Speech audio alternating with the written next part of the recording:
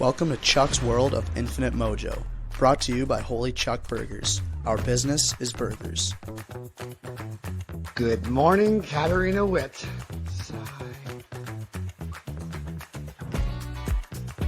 There's no such thing as bad boys, only boys with bad hair. Sponsored by Maxwell's Clothiers, your bespoke tailor since 1961. And now, your host of Chuck's World of Infinite Mojo, Chuck Bastie. And welcome back to another episode of Chuck's World of Infinite Mojo. We're back. Chuck, how you doing? Doing good, Cam. How are you doing? I'm doing good. It's good to be back out of the sun and in front of a screen again. I like it. Thanks for having me back. It's nice when spring's out there and in the air.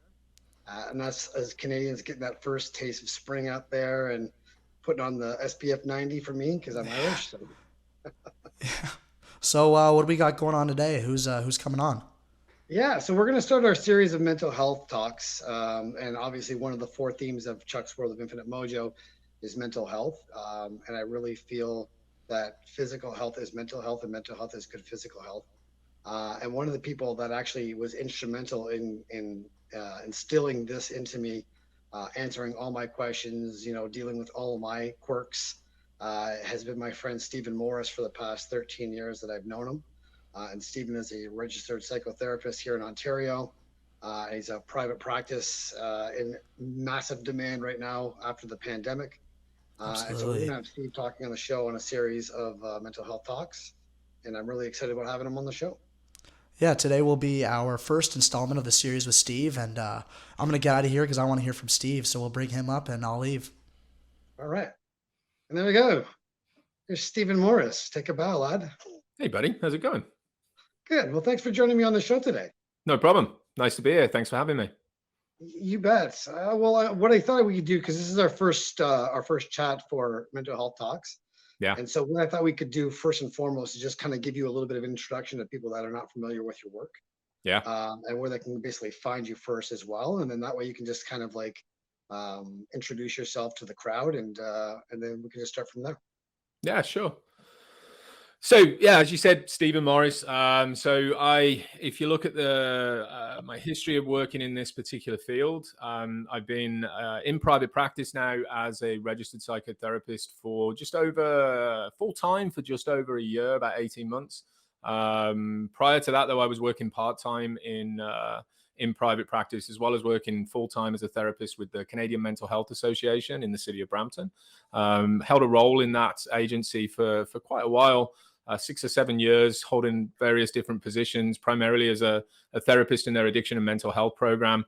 Also part-time did as the addiction lead for the agency. So got involved in building programs and things like that in the background. So I was instrumental in creating the SMART Recovery program that ran through the agency, as well as being heavily involved in their Dialectical Behaviour Therapy program that got developed while I was there in that position. Prior to that, worked in a mental health and addiction capacity on what's called an assertive community treatment team. So heavily involved with people who are in and out of the criminal justice system, in and out of hospitals, a lot of crisis work and dealing with people with schizophrenia, schizoaffective disorder, bipolar, and addictive behaviors that go along with those. Before that, I worked on an outreach team out in the city of Cambridge, where we did a lot of crisis work, working with people who were in the shelters, marginally housed, again, in and out of hospitals and in and out of the criminal justice system. So a lot of work with the courts and things like that. But before all that, I worked in residential treatment, went to school, and one of the big things that I think I bring to the table in the kind of work that I do is, prior to all of that, I was living a very different lifestyle myself, being addicted to substances for a number of different years. Sobered up, got myself through the early part of recovery and found this passion for working with people who are really trying to change their behaviors, and went back to school. And that's basically what I do for a living now, and started the Liberation Place a couple of years ago. And it's really now something that's coming to the forefront of all the work that I'm doing. Yeah, and you said something there that was really, I wanted to try to address that right away before we start, that you are coming from a place of recovery as well. And when I knew you, you were in that space of just starting to get to that place. And, you know, I've said this before with other guests, but I think people like yourself, there's a special place that I think, you know, for people like yourself that have been in that addiction world. There's some people there that can do all the work they can just to get to the point of getting past addiction. And then there's people actually out there that can, you know, clear that space and then help other people, you know, like yourself. Like, and I've sat into your meetings as well, and all the you know, the clinics that you curate as well over the years. And then there's people like you that would just take those people as well and can prepare them. And you and I could go on for days about this, because I really think that throughout the years you've done nothing but add more layers of clarity, sobriety, awareness, and being able to understand people and their psychology pathologies as well, to really help them find out what are the issues that they're dealing with, that they use the coping mechanism of addiction to cope with, to escape with from reality as well. So I thought we'd just start with yours first so people can Sure. understand where yours is at. What was your story that you were able to share? Yeah, absolutely. So I was obviously, as you can probably tell from the accent, wasn't currently living in Canada, but obviously wasn't raised here. Grew up in the UK, which has got a really heavy culture in those days. You know, I was born in 1972, so throughout the 70s and 80s, there was a pretty heavy culture that revolved around pub life, around alcohol use. So got exposed to the use of alcohol at a really early age. Actually took my first drink when I was about 10. I remember being in a party and somebody smuggled a can of booze upstairs and was like, "Hey, there's somebody who's going to drink this." So I was the fun guy who decided that I was going to drink it. Obviously, completely knocked me out at that time. But by the time I got to about 14, I was drinking quite regularly. Discovered my friend had got his dad had got his cellar full of homemade wine and beer and stuff like that. So we started drinking that on weekends and drinking regularly by the time I was in my mid-teens. I think it really started to progress into becoming problematic for me when I was probably in my late teens, early 20s. There was a lot of people that were starting to point out that, you know, maybe I had a problem with this thing, but being young and full of energy in those days, just thought, nah, that's not the case. You know, I just like a drink, one of those kind of responses that come out of the UK all the time. And eventually progressed into a space where I was pretty much, you know, using alcohol every single day, trying to, at the time I didn't know this, but just trying to deal with my inadequacies, the way that I felt about myself, about the world, about the way that life was going. Eventually I moved to Canada when I was 24. And by the time I landed here, I'd got a pretty significant alcohol addiction when I look back at it now. I moved here where all of a sudden my income exploded because I started making more. The cost of living back then was a lot less. So I got all this disposable income. So graduated, if you like, into the use of other substances as well while I was here. So alcohol, marijuana, amphetamines started to become really problematic for me. And it just kind of spiraled from there, and spent basically for a number of different years then trying to started to realize and accept, maybe, or just kind of come to terms with the fact that I got a problem when I was in my late 20s, around like 28, 29. But really just struggled in and out of quitting for short periods of time. You know, then saying, screw it, I don't have a problem really, and just spiraling back into that way of dealing with things. Like, it was impacting relationships, my finances, legal issues, all sorts of stuff that was going on for me. And eventually got to the space where, you know, there was a marriage that had been destroyed, there was houses that had been lost, there was serious financial implications that were going on for me, and burnt every single bridge that you could think of. Behavior patterns were all over the place, just trying to deal with all the negative impact of the substance use, and got to the bottom of the barrel, so to speak. I'm not a huge believer in rock bottom. I've got a bit of a different perspective than that, but got to the bottom of the barrel and decided enough was enough when I was 38. So it's been quite a while now. I just turned 50. So early part of my recovery was challenging, as it is for everybody. I think for the first year or so, I was literally just white knuckling it, trying to get through. And then once I started to realize what addiction was all about, like people used to say to me in meetings, like, addiction is the solution to the problem and not the problem itself. And I was always like, yeah, totally get it. Just kind of, yeah, I understand what you're saying, but not really understanding it, not really being able to get my head around it. So I think after I got to about a year and I started to really take this stuff on, and understand the philosophies of it and the way that addiction really is it's just an extreme coping mechanism. Yeah. Everybody's got them. And it's just that those impact people and there's such a negative connotation with them. Obviously for a lot of people, it ends with the ultimate sacrifice. So it's once I started to get my head around that and research it and, start talking about that stuff, it started to make a lot of sense that it really was just something that I was doing to cope with what the underlying issues were. And the surface issue of not drinking is just about symptom management. Yeah, and I think you bring up a really great point about that being a coping mechanism as well. I mean, there's obviously the backstory of what we're dealing with. You mentioned inadequacies, self-esteem, trauma. These are big things as well. Yeah. That we as human beings. I had a great mentor one time that said, Chuck, most human beings don't want to be better; they just simply want to feel better. And feeling better is escape. Like the pain that I'm in the moment.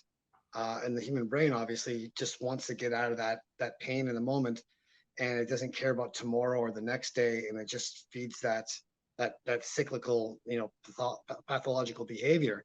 100%. That we do as well. One of the things that I loved about your journey as well, and as long as I've known you for, is your understanding of this concept, and especially of trauma, being able to walk through your own personal experiences. And then being able to work with people in helping them understand themselves through the pathologies as well. So I thought maybe you could just speak a little bit too about the behavioral patterns that go along with addiction and how that plays out and people use for coping mechanisms. Yeah, so I mean, the underlying issues are something that ultimately we do want to get to, because when you're trying to develop any kind of recovery, we have to start off with the fundamental principle that the addictive behavior, the compulsive behavior, the obsessive behavior, whichever category you're throwing it into, is literally just the solution to the problem. It's the thing that you're turning to try to cope.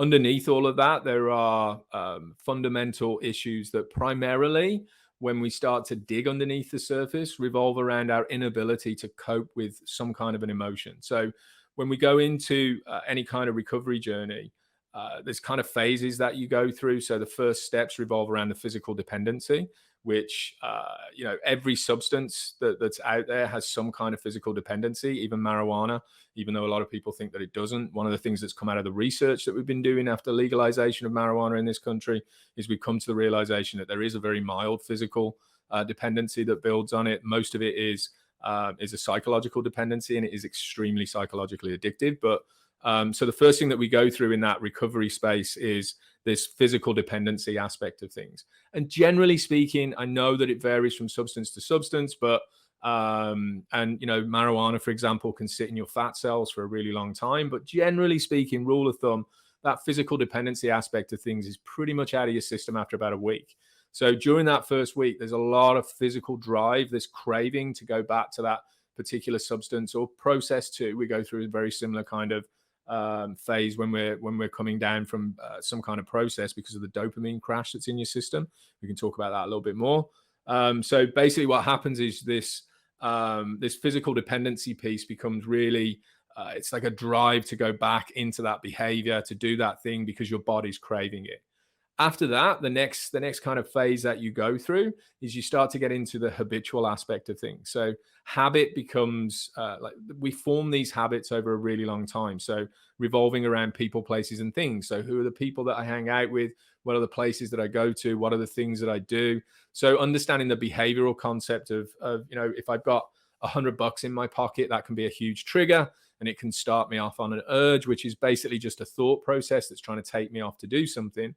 So, let's not keep $100 in your pocket. Let's keep the money down. I mean, for some people, it's even less than that. So things like $20 and things. So not keeping cash on you. Once you get through that habitual aspect of things, so putting different positive behaviors in its place. If you just remove a negative coping mechanism and expect that you're suddenly going to be okay. So a lot of people say to me, all you've got to do is just stop drinking.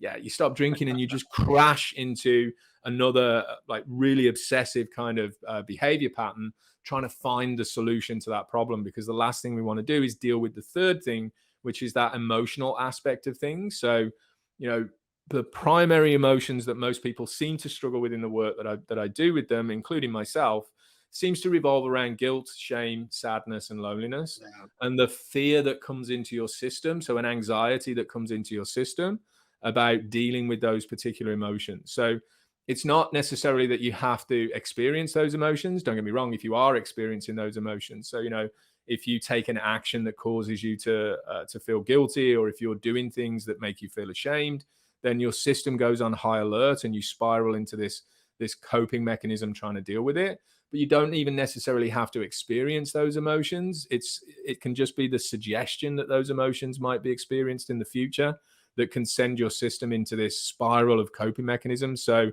I'm going to go to a social event. I'm not drinking right now. People are going to ask me a whole bunch of questions. I'm going to feel ashamed of that. So I need to, because I'm different and I don't fit in, which makes me feel lonely. So just the thought process of, being invited to that particular social event activates this sense of fear in your system and spirals you into a place of wanting to cope, because you just can't face the fact that you might be exposed to those particular emotions. And those are what we call the vulnerabilities underneath the surface. Yeah, that's a lot to unpack there. I wanted to pivot towards where we are coming out of the pandemic now. Yeah. And obviously there's a lot of parents right now that are dealing with their kids on a mental health side. The pandemic for COVID was obviously immense. It took a huge toll on our populace, on our kids, even on us, especially as adults as well. And I think, when we're talking about addiction and coping mechanisms, I think it's easy to point at somebody who's an addict because it's an easy find. To see the alcohol, the drugs, the sex, the gambling, the shopping, whatever the coping mechanism was for sober people, really got interrupted. Yeah. And when sober people started to see that, and I don't think they actually really catch the metaphor of, that's their coping mechanism, that we all have them. I've got a good 5 or 6 strong go-tos that I go to. But then that creates the anxiety that we saw on social media. We've seen that anxiety in our society, in our restaurants, in our places of business, in our church, in our communities, and all that. And I really wanted to get into your view on anxiety. What is anxiety? How people process anxiety? How it lands in the body? And I thought we'd just start there. So if you could just speak to that. Yeah, for sure. So I think before we get into that, just want to touch a little bit on something that's a really dominant coping mechanism that is anxiety related, that's called experiential avoidance. This is something that, as a result of the pandemic, has become a really big issue, particularly with people who've struggled with any kind of addictive or compulsive coping mechanisms, mental health issues. Because for years and years, we've been saying to people, like when I worked at CMHA, we had a drop-in program there, and one of the big things that we used to use that for was saying to people, listen, isolation is a bad thing. You cannot avoid things. You need to step into a community, build a support network around you, make sure you've got a lot of people around you that you can speak to and talk to when you're struggling. Otherwise, you're going to spiral into a place of depression, fear, anxiety, and all these different things that are kicking in for you. So keep coming outdoors, keep coming into these drop-in facilities and connecting with people as much as you can. Then the pandemic hit and we went, no, change all that, stay home and don't come out. So what's happened for a lot of people is that they've become what's called experientially avoidant. So the thought of stepping back out into the community, the thought of connecting with people creates a massive amount of anxiety inside of their system, a massive amount of fear that starts to come to the forefront. So the coping mechanism for that is procrastination, avoidance, staying at home, not doing anything.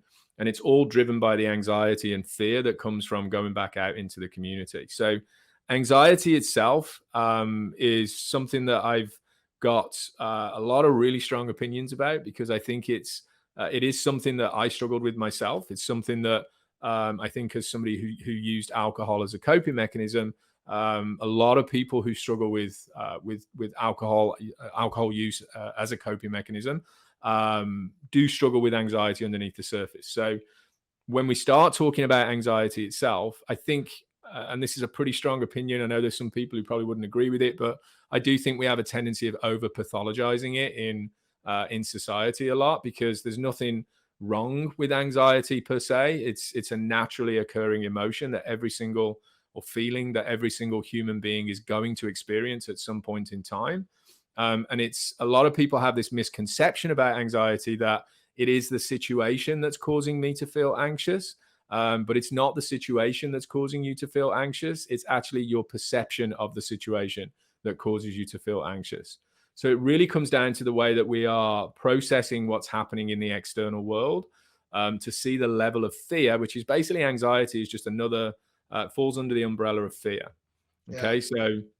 So to notice the level of fear that's coming into your system based on this particular story that you've got about what's happening in the world. So the other piece I think that's really important to understand about anxiety is quite often in the world of diagnoses. So first of all, I'm not a psychologist. I'm not a psychiatrist. So I'm not qualified or able to give anybody a diagnosis. But quite often in the world of diagnoses, anxiety and depression have a tendency of going together. So the amount of people that I meet that when you start talking about their diagnosis say that, oh, anxiety and depression. It's really important when you start talking about these things to understand that usually, and again, not always, when we start talking about this stuff, it's not black and white. It's not exactly the same, not trying to paint everybody with the same brush, because that's definitely not.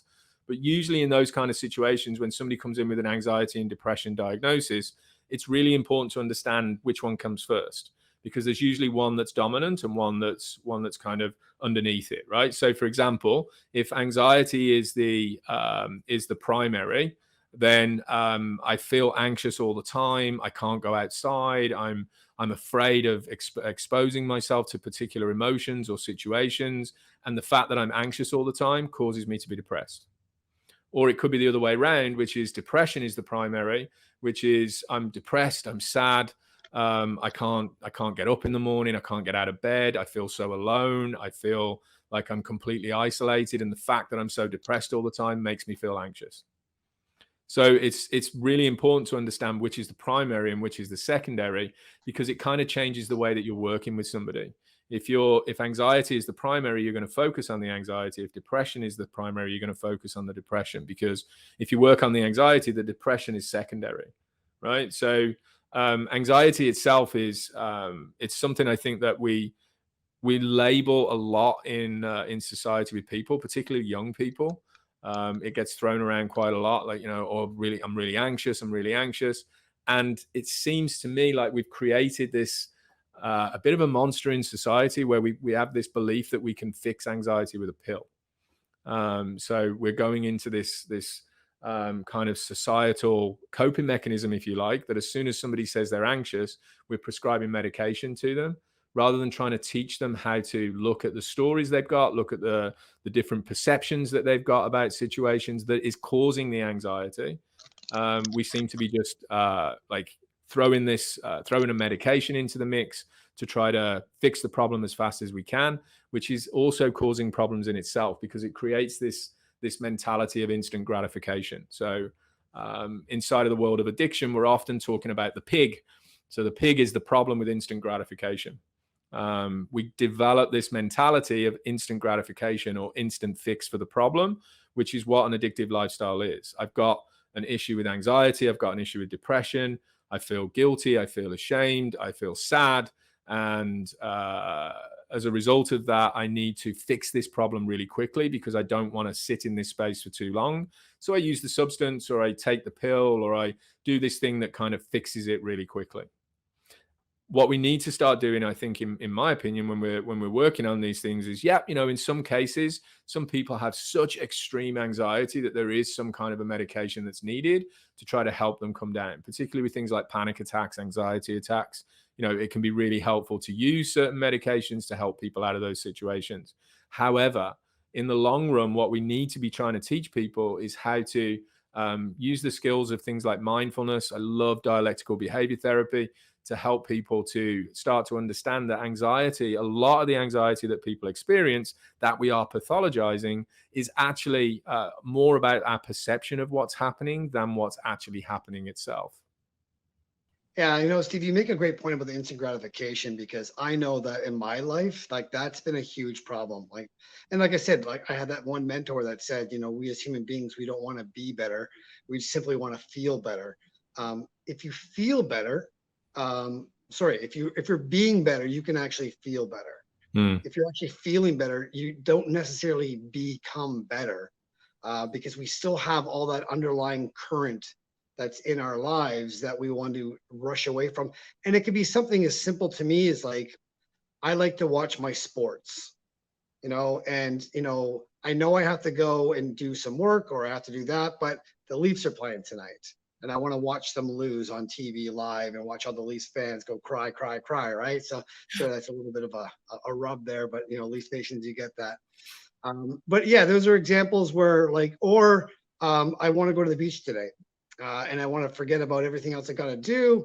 And I'm hoping that my instant gratification is going to give me the motivation that I'm going to require to fill my emotional gas tank up with and leave. And it rarely ever happens, if ever.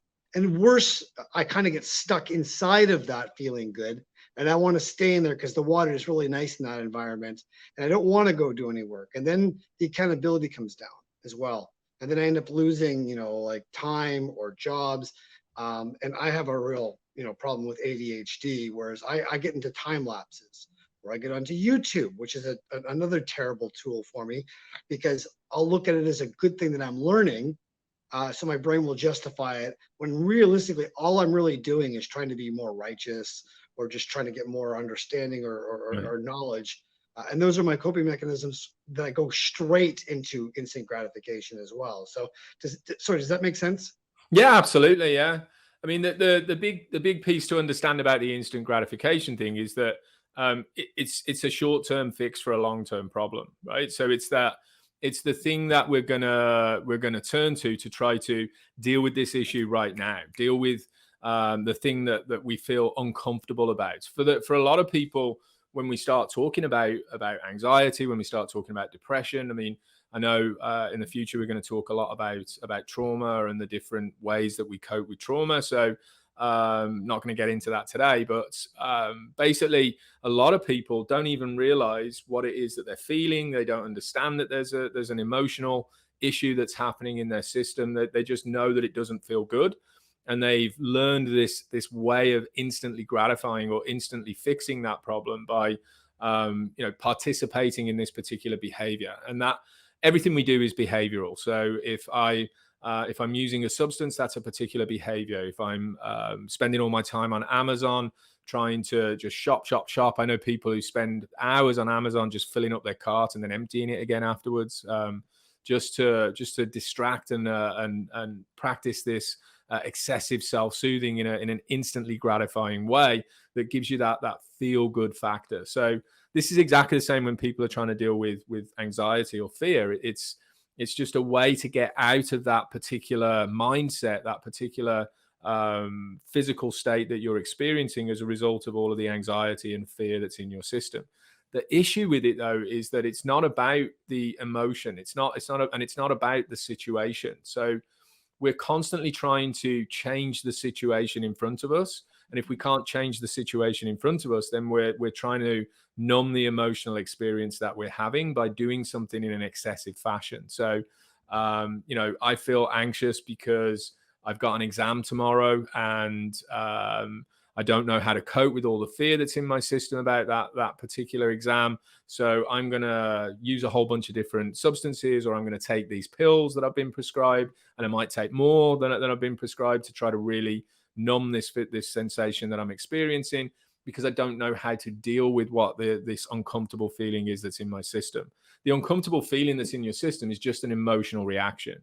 And when that emotional reaction kicks in, then and we don't know how to deal with it, there's this drive to get out of this way of dealing with it right away, right? And the issue with that is that, in my opinion, is that this is something that we've created in society. It's this, I'm gonna give you a pill to fix that kind of mentality. As soon as we start to feel a certain way, then I'm gonna give you this and that'll get rid of it. What it does is it actually in the long run keeps you trapped in the uncomfortable feelings, because you never actually learn how to cope with the fear or the anxiety that's coming into your system. And we never really get to the crux of the matter, which is understanding that the anxiety and fear that's in your system is not about the situation. It's about your perception of the situation. Yeah, you bring up a great point about that. I also wanted to say there's a saying that I always used to try and remember, which is fear stands for false evidence appearing real. And that's my perception of this. Yeah. And I create, and I don't think about it. It's not something that goes, oh, well, there's some false evidence for appearing real. I'm perceiving right now that there's a threat to my control, and I want to nullify that control by taking these pills or by drinking. It's just like, bam, automatic. I go straight to like hijack, and then I just go into whatever I need to do to get rid of that. And and like I said, it's a hybrid of things. I think a lot of parents these days are dealing with this with their kids. And I want to bring this up as well, because I want to get your take on this with social media. Because, you and I are 50. When we were kids growing up, there was a card catalog. We had to go to the library to catch something for any information that we needed to do, book reports, whatever. And we had to study. Like nowadays, everything is literally at a fingertip. You click on the button, you go to Google, you search anything. There's an instant gratification for absolutely everything, right, good and bad. Right. And like I said, it's a tool. It's a matter of how well do we monitor this tool. So that way it's really hurting our kids now, because they're so front end loaded on a society of instant gratification by clicking on this or going to Instagram or TikTok. And now they have the attention span of a flea. Now that's like, a TikTok now, a long TikTok is 8 seconds, because you can't keep somebody's attention span for longer, let alone someone trying to, listen to our podcast for an hour here. So I wanted to get your take on that.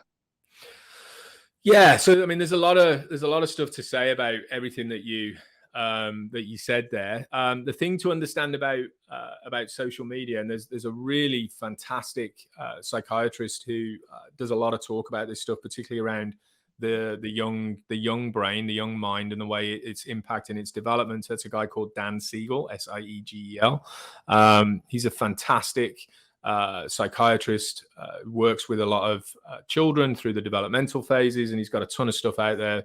If you're somebody who likes to research that kind of thing, he talks about understanding social media and recognizing the way that it causes so many problems for us is because it's actually you have to look at the anthropology of things. So human beings over our development, regardless of what your beliefs are, but over our development, in order to survive, in order to do well, in order to thrive on the planet, because we're not really big and strong. We don't have great ways of defending ourselves. What caused us to survive was our ability to work together, to stick together, to be part of a tribe.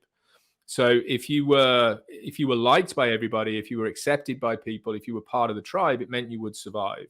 So it's innate in all of us to be liked by other people. What we're set up to do is to be liked by a small amount of people in our tribe, because that's what keeps us safe. That's what means we survive. That's what allows us to thrive. If you're not liked, if you're not wanted, if you're not accepted by the tribe, then you're pushed onto the outskirts, and that becomes dangerous. Now it's a matter of survival.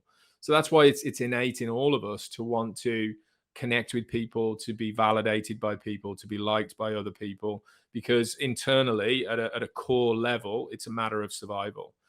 What's happened with social media is that we're now experiencing this like it's on steroids, so to speak. It's like, instead of just being liked by your tribe, you're now liked by the planet, and you're getting that instantly by posting a picture, putting up a TikTok video or something like that. So it's not the social media that's so addictive. What they found is it's the chasing of the likes that activates this dopamine in your system. Yeah. Right. And that's the thing, which is innate in all of us to want to be liked because of this anthropological the anthropology of it all, right, is, I couldn't get the word out then, is that's the driving force behind it. But because we've advanced into this world of social media so quickly, we don't know how to cope with that amount of dopamine as a result of all of those likes. Yeah, especially in young kids too, because I think, their developing brains Yeah. are now getting stuck on that dopamine overload. And I don't know what that is going to be long term. I mean, obviously someone in your standpoint would have a better idea about that. But I mean, is that damaged now? I mean, is that setting them up to addiction, starting off with right away with social media as their first addiction per se?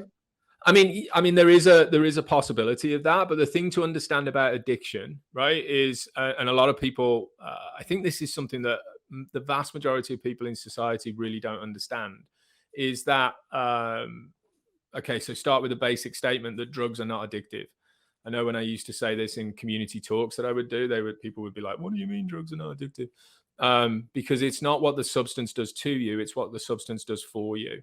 So in those kind of, when we start talking about addiction, the addiction, yes, it's the coping mechanism for an underlying issue, because the substance or the process is actually doing something for you, meeting an unmet need. It's helping you cope with something that's underneath the surface. So just because you're being exposed to a particular substance or process, which when we start talking about process issues, the obsessive and compulsive behavior patterns that come with those, things like social media fall right into that category. It's not necessarily going to definitely mean that you're going to become an addict of something. It depends if that is filling a particular void that you might have internally around being liked by others. So, for a lot of people, if you struggle with feeling like you fit in with your family of origin, let's say, you're left with this story of social isolation. So I don't fit in, I don't belong. You don't feel like you've got the skills. You don't feel like you've got people around you that want you, that accept you, that understand you. So you go seeking it elsewhere. That's what we call an unmet childhood need. So when there is this unmet childhood need, we will develop behaviors as we grow up trying to meet that need. And that's the essence of how addiction starts. So if you don't have those unmet childhood needs, the chances of you developing an addiction are pretty slim. When it comes to substance, you can still develop a dependency, but there is a big difference between a dependency and an addiction. Okay, so it's not necessarily that you're going to develop an addiction, but if you've got unmet childhood needs, which a lot of people do, there is a really high chance that you're going to fall into some kind of an addictive lifestyle moving forward. Yeah, and I love the line that you have that, it's not the drug that's addictive. Yeah. And how you just get smashed in the teeth for that, because it's just like, then everybody's, and it's funny, I've been there when you said that, and I've looked at the room of faces to look at the reaction, because I know it's coming. I'm just like, here comes the hurricane. And my response to that is, or my observation in that, is just looking at everyone's defensive mechanism kick in, and then immediately going, oh no, I was addicted to heroin. I was addicted to alcohol and it ruined my life. And they don't even understand or kind of comprehend what you're really saying about the addiction being, what the drug does for you. Yeah. And why you continue. Because if I have one drink of alcohol, I'm not going to be addicted to it. If the drug was addictive, you would be, though. That's it. And that's exactly the point, that most people go like, oh, well, yeah, okay, but that's not the point. And it's just like, well, no, that kind of really is the point, because it's like, if you really want to look at the next level, because I think it's really easy for people to blame the addiction. Yeah. And you go to AA, one of the things that you and I, talk about, and I have a real problem with, is like, hi, I'm Chuck, I'm an alcoholic. Yeah. And you're typecasting yourself, and that I've never really understood why they have that stigma where they have to stick into that identity politics of like, I'm an alcoholic, versus like, I have unmet childhood needs, and I used alcohol to cope. Right. And that doesn't make me an alcoholic. That makes me a human being who just had unmet childhood needs.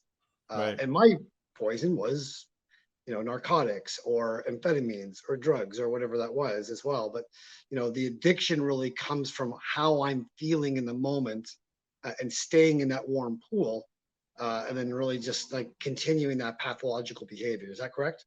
Yeah, absolutely. I mean, one of the best examples I can give of that is, there's a huge amount of issues here in Canada on the streets right now with something called fentanyl.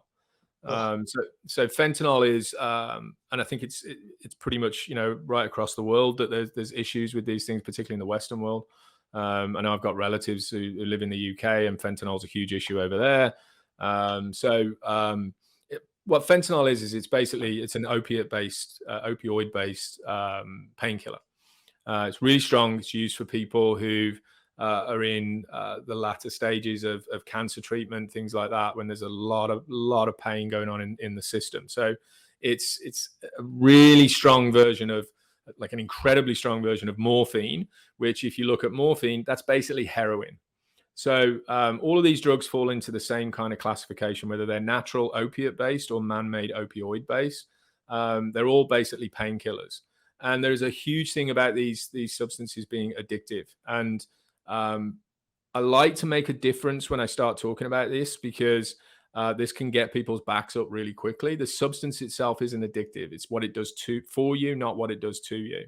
If you look at painkillers, they do exactly the same thing to everybody. They numb their physical pain. What they do for somebody who becomes emotionally addicted to them is they numb their emotional pain. And that's what creates the problem. And I experienced this in my own life because opioids were, when I was in my addictive lifestyle, they were something that I tried and developed a really, I call it a healthy fear of them, because I liked what they did for me way too much. And I knew that if I kept going back to them, that was going to be a real problem for me. So there was this like, just this healthy thing where it was like, God, no, I'm not touching those because of what they did for me.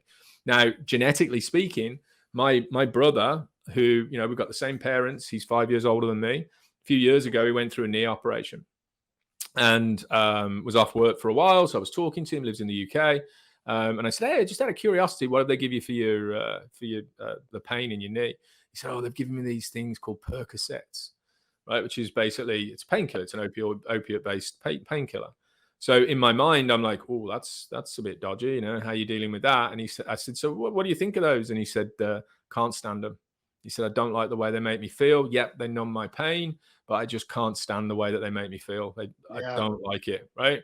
Can't wait to get off them. So what happens is, when he comes to the time of needing them, the doctors do what's called titrate it down. So they slowly take him off of the medication until he doesn't need them anymore. And then his system just kind of regulates and goes back to normal, and he carries on. If there was an addiction issue, so for me, when you tried to titrate me off of them, it's not numbing my physical pain anymore because there is none, but now my emotions are all coming to the forefront. And that's what's dragging me back into the use of the substance, right? So that's the difference between a dependence and an addiction, is that it's not what the substance does to you, it's what the substance does for you. Everybody who uses opiate-based painkillers become physically dependent on them, but not everybody becomes emotionally addicted to them. It's a really big piece of the puzzle that's important to understand. And as you said yourself, if it was the substance that was addictive, every single person who takes a drink would become addicted to it, and that's just not the case. It's what it does for you. So I think when you look at a lot of different substances, you can actually, and it's not black and white, it's not exactly the same every single time, but in a lot of circumstances, you can actually start to get a good idea for what might be going on underneath the surface when you start talking about a substance of choice. So alcohol, for example, most people who find alcohol as their substance of choice are probably dealing with some kind of anxiety issue. So, a lot of people who talk about alcohol addiction start off by saying, oh, it made me feel normal in social circumstances. It made me feel like I fit in when I was going into social environments. So it removed the anxiety that I was feeling about connecting with people. When we start talking about things like stimulants, so things like cocaine, amphetamines, crystal meth, things like that, generally speaking, a lot of people who deal with that are either struggling with some kind of depressive state, because it originally, I'm not sure if you're aware, that cocaine was actually originally designed to be an antidepressant. It was prescribed to people who were dealing with depression. Freud was notorious for prescribing and taking cocaine himself. So there's most people who struggle with it are probably trying to either push away from this depressive state, or they're probably, I've found quite a lot of people who might who are struggling with some kind of narcissistic entitled aspect to their personality. I know we're going to talk about personality later, but because there's a sense of power that comes from that particular substance. When we start talking about opioids and opiate-based things, a lot of people are dealing with trauma. So either complex post-traumatic stress disorder, post-traumatic stress disorder itself, or developmental trauma seems to be front and center when we're looking at the substances that people are using. So you can actually kind of get a little bit of a feel when you start to ask the question around drug of choice. What's the deal? You know, which drug, if you gravitate to one particular substance, which one would it be? You can actually start to get a little bit of an understanding of what's going on in a person's system. You know, it's funny that you say that, because I had my septum done in my nose, you know, I don't know, 14 years ago. And they prescribed me the Oxycontins for this. And, you know, I'm in the hockey world. There's a lot of hockey players that have been, you know, addicted to Oxycontins, and and I absolutely just hated it. Yeah. You know, it was something that just did nothing for me, like you said. I was in a lot of pain, but at the same time, the pain, I would rather have the pain than the numbing the Oxycontin took away from my humanity, or what I thought was my joie de vivre. And so literally I would just never be attracted to Oxycontin again. You know, when it came to alcohol, for me, what alcohol did for me is it removed all my inhibitions. Yeah. And it allowed me just to be the person that I felt I wanted to be, without being politically correct or funny, or I could just blame it on the alcohol, or I could be a better dancer, which I never was. Oh, you thought you were a better dancer. It was the booze that was dancing. It wasn't so much me, right? But I think I looked better than I actually did in my head, but it's not true. But yeah, you're absolutely right. The what I got from that was absolutely my hook. And then I always have this saying that it worked until it didn't. Yeah. And I think I got to be about 35 or so, and I just realized that I'm kind of already, you know, socially apt or extroverted or not really shy. I don't really need this, and this alcohol is making me feel worse in the morning every single day, and you know, it's actually kind of bringing me down. And then when I just stopped drinking, everyone's like, "Well, you know, did you have a problem with alcohol?" I'm like, "No, not at all. It just didn't do anything for me anymore." And I was never a guy who just had a beer. You know, like I just didn't like beer, never tasted it, never liked it. So it just did nothing for me, and I just kind of got off of that, and I never missed it. Yeah, and that's the thing, right? If you're even if you're drinking to a point where you are becoming physically dependent. So I work with some people who they'll come and see me and say, you know, I think I'm an alcoholic, and I always say, well, you know what, let's reserve that judgment for now. We're not really sure if you are. If you're not, we'll figure things out. You know, what makes you say that, and they'll describe some of their different behavior patterns that are coming out in them. But sometimes I'll work with people who come in thinking that they're alcoholics, but then realize that they're what I classify as a problem drinker. So if there is a specific problem that's existing in their life, they don't have the coping mechanisms or the skills to deal with it, so they turn to alcohol to try to numb it. Whereas somebody who's actually really struggling with alcoholism, regardless of whether there's problems or not in their life, they're either constantly perceiving that there are problems there in their life, so their perception is way out of whack, or they're constantly using the substance just in case there's a problem that comes up. And at least that way, then I don't have to worry about it. I'm already in the right physical state to deal with it. So it's, you know, that's the difference between that physical dependency and the addiction. And it's something that's really important to understand. Yeah, and before we go, because we have a couple of minutes left in the show, and I want to be respectful of your time as well, but really, really quickly, when it comes down to dealing with parents having their kids dealing with this anxiety, or they themselves as well, where are some places that they can go, or even to your site?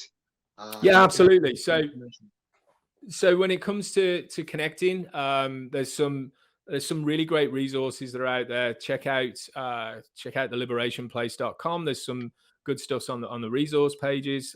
Also in online now, the wonderful thing about the virtual world, even though, you know, it has caused quite a lot of experiential avoidance to kick in for people, there's also what it's allowed me to do is develop a whole bunch of online groups. So 4 times a week, I offer free meetings for people to attend. The links for all of those meetings are available on the website, theliberationplace.com. You can also reach out and email me if you're looking for any additional information at info@theliberationplace.com. Again, all available on the website. The meetings that I run, we talk about things like codependent behaviors. We talk about anxiety and fear. We rarely talk about the surface issues, the symptom management things. There's people who attend the meetings who have been living addictive lifestyles or struggling with mental health. We have a lot of parents of people who come on a Saturday afternoon. I facilitate a meeting for parents or loved ones of people who are struggling with what gets labeled often as codependency. So inside of that meeting, we have people that are dealing with substance use issues, that are dealing with gambling issues. And then we've got family members and loved ones in that meeting, and we all get together and basically just talk about what it's like to live in that lifestyle and how we can learn how to cope with things differently. So check those out, come to the website, email me, get connected, and see if we can help each other out. Yeah. And before we go, I just want to, I want to make you kind of get a little flustered here, like a little red in the cheek, because I'm going to go back to the time you were curating that group for parents of families of addicted people, and your last meeting. And there must have been 100 people in that room, and we were all in a circle. And I'll never forget watching each one of them go around the circle, thanking you for how much that you have helped them in their life, and how angry that they were before when they first started coming to the meetings, how angry they still were at the meetings, but how you've given them a different perspective or a different understanding or a different tool on how to deal with their unmet expectations or their frustrations or their anger or their resentment towards their loved ones that are addicts as well. And it was really one of the things that you rarely get to see in the world of addiction and mental health is see the gratitude for the work that people like you do, and how you've thrown your life into this and changed everything from where your trajectory was going on as a mechanic, and to going into helping people. And I say this at the end of every show, people helping people, it's powerful stuff. But you're one of these guys who really just day in and day out, it's what you do is you help people. So I want to thank you for coming on the show. I know we're going to have you back as well. But I just want to have people again, just to go to Steven's website. It's theliberationplace.com. His email address is info@theliberationplace.com. And Steven Morris, I want to thank you for coming on the show. Thanks, man. Thanks for having me. Really appreciate it. You bet. And that's Steven Morris. They're one of my truest, dearest friends as well. And I think when you have people that you go through in your lifetime where you meet along a path that you see go differently in your head, Steven's definitely one of those guys in my life as well, because him and I didn't like each other when we first started off. And that's another story that I'll keep for another show. But obviously, we're now the best of friends as well. And I really want to thank him for coming on the show. And I'm going to bring up my producer, Cam LaRock, and see where he's hiding there today and see how he's doing the show. Cam, what were your thoughts? Wow, that was a lot to unpack there. I thought Steven had some great stuff and some really important things that I think people my age could benefit from. You guys spoke earlier on just COVID and instant gratification for people my age. I was born in 2003. I was 17 in COVID, and I saw a lot of people go down a dark road with alcohol and drugs and different things like that, especially when you're cooped up inside like that all day and it's regarded as cool or whatever. And yeah, wow, a lot of the stuff that you guys just talked about really hit hard at home. Yeah. And you know what? It's not just you. I mean, that was obviously, I'm glad that it landed for you as well, and in your age group as well. But, the one thing I've realized when dealing with Steven is that, we're all souls having a human experience. Mm-hmm. There's a lot of things that we're working on as human beings, that we have these unmet expectations, we have these anxieties, we have these deep insecurities, and we're really great fakers for the most part of trying to put on a facade to make ourselves look happy. It's all about perspective these days, how you're perceived in public and by other people. And I think the comedians out there, they're the saddest people in the world, they say. And people like Robin Williams, ends up taking his life, being one of the funniest people that you'll ever see on the planet. And there's a lot of things that we just don't see. And one of the things I want to leave people with at the end of the show today is just to say, choose kindness, because the person that you're dealing with, hurt people. And that's a saying that we always deal with, but you never know what that person is dealing with. We just don't know what that person is dealing with. Some people have a larger capacity to deal with stress, and some people have a lesser, capacity to deal with stress. And obviously, if they're not handling it properly or the way you would like to, or you would want them to, it probably means they have a lesser capacity to deal with that. Yeah, it's pretty easy in today's day and age to, especially with social media, to put on a different face for everyone else and be perceived as something that you're not. Yeah. Well, I want to thank Steven Morris for coming on the show today. We will have him back. We have a series of mental health talks coming up. So if you liked what you saw today, please like, share, and subscribe. Click that little button. Go to Steven's website, theliberationplace.com. And you can follow me at Chuck Bastie on Instagram and Chuck's World of Infinite Mojo as well. And we will see you next time. Thanks for joining us.